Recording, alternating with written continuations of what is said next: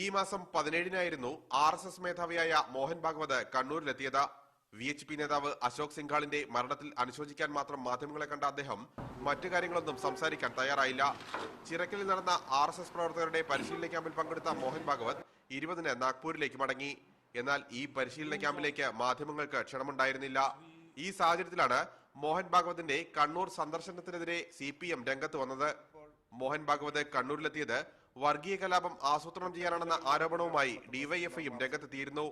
എന്നാൽ ന്യൂനപക്ഷങ്ങളുടെ വോട്ട് വാങ്ങി നിയമസഭാ തെരഞ്ഞെടുപ്പിൽ നേട്ടമുണ്ടാക്കാനുള്ള ശ്രമത്തിന്റെ ഭാഗമായി CPM കുപ്രചാരണം നടത്തുകയാണെന്ന് RSS ആരോപിച്ചു.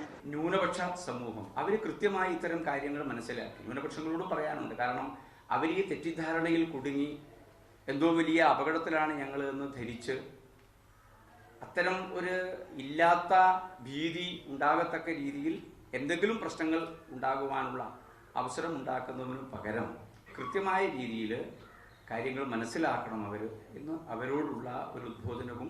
സംഘടനാ കാര്യങ്ങൾക്കായാണ് മോഹൻ ഭാഗവത് കണ്ണൂരിലെത്തിയതെന്നും നേതാക്കൾ വിശദീകരിച്ചു.